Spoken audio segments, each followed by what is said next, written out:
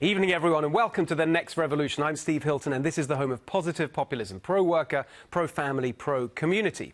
The big story tonight, President Trump refusing to back down over China. Here's what he said tonight. We are right where we want to be with China. Remember, they broke the deal with us and tried to renegotiate. We will be taking in tens of billions of dollars in tariffs from China. Buyers of product can make it themselves in the USA, ideal, or buy it from non-tariffed countries. Now, today, the president is being applauded across the political spectrum for his tough approach. But remember, it wasn't always like that. Everything I have learned about China as president and before, and everything I have learned about human nature in over half a century of living now, convinces me that we have a far greater chance of having a positive influence on China's actions if we welcome China into the world community instead of shutting it out. Oh, yeah, positive influence. Right. Well, Clinton's successor, George W. Bush, put it like this, quote, "Open trade is a force for freedom in China, a force for stability in Asia, and a force for prosperity in the United States. When we open trade, we open minds. We trade with China because trade is good policy for our economy, trade is good policy for democracy, and because trade is good policy for our national security." And here was his successor.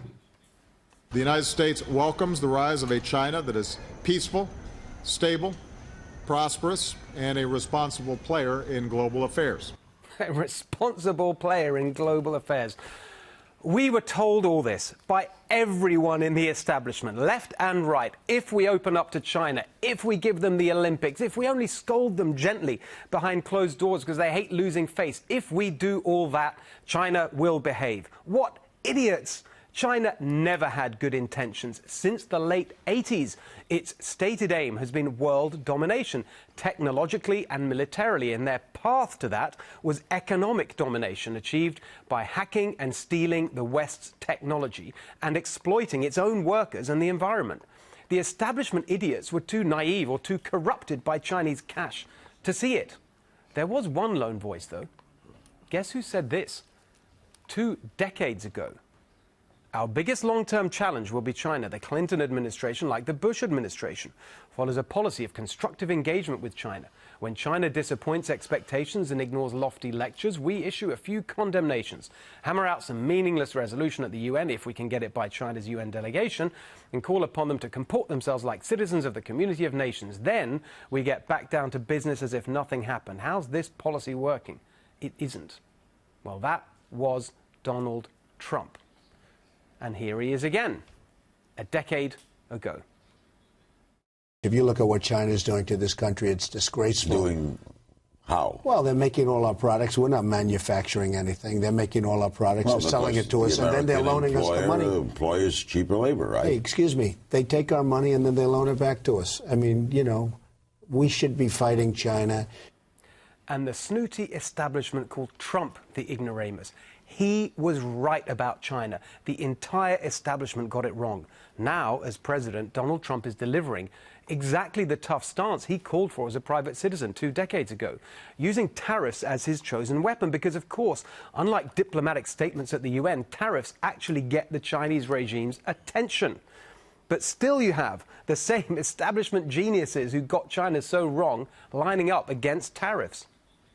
If we push up tariffs, they push up tariffs, the whole global economy slows, the U.S. economy slows, the U.S. economy could be pushed into recession. These tariffs are a terrible idea, but they're not just a terrible idea this week or this month, but they're a terrible idea because it doesn't make sense of where we are in economic history. The tariffs have hurt our economy, they've hurt Chinese economy, and therefore the world economy. History shows imposing more tariffs hurts the global economy and hurts the U.S. economy. I don't think there are many people that would disagree with that on any kind of long-term basis. Oh, look at Stephanie nodding along. Actually, the facts disagree with that, Mr. Smarty Pants. Since the tariffs, America's economy has gone from strength to strength. Faster growth, lower unemployment, higher earnings, all since the trade war that was going to wreck the economy. But if you want to really understand the depths of elitist idiocy over trade, tariffs and China, take a look at this from Never Trumper David Frum on Friday. If what you think you're doing in a trade dispute with China is protecting the industries of the 1950s, like dishwashers, you're not going to get anything, because what the United States cares about are the industries of the future. What we're concerned about are the technologies of 5G telephony, intellectual property, making sure that American movie makers are not ripped off. Tomorrow's industries. President Trump has no vision of tomorrow's economy. What a perfect articulation of arrogant coastal snobbery. Oh, my dear, we don't want manufacturing. We want the industries of the future. So, according to the establishment, we don't need washing machines now? What's David Frum going to do? Shove his dirty underpants into his 5G laptop? But the big point here is that this whole story is not just about economics anyway. We are literally in a battle to determine the value system that will dominate this century and perhaps the next one too. Freedom or authoritarianism, democracy or one-party rule. Yes, the trade deficit matters, the loss of manufacturing even more. But we need to understand that China declared war on us many years ago. As someone said to me just last night, fighting back might mean sacrifices. But that is part of a proper war effort. But in any case, we can easily afford to fight China. To hear some people talk about it, you'd think we're totally dependent on China. That is absolute rubbish.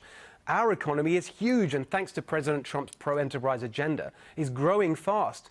Imports from China are just 2.7% of its total. Exports to China, a mere 0.9%. Over 96% of our economy is not trade with China. We could totally disengage from China and we'd be absolutely fine. By the way, for years, that's what I've been arguing for, a total economic boycott of China and sanctions on other countries who collaborate with this evil regime. Make the world choose. You can do business with America or the authoritarian dictators of Beijing, who oppress their own people, put millions of Muslims in concentration camps, and are rolling out a new and insidious colonialism around the world with their rapacious Belt and Road Infrastructure Program. Which side are you on? Britain, Canada, the EU? You choose.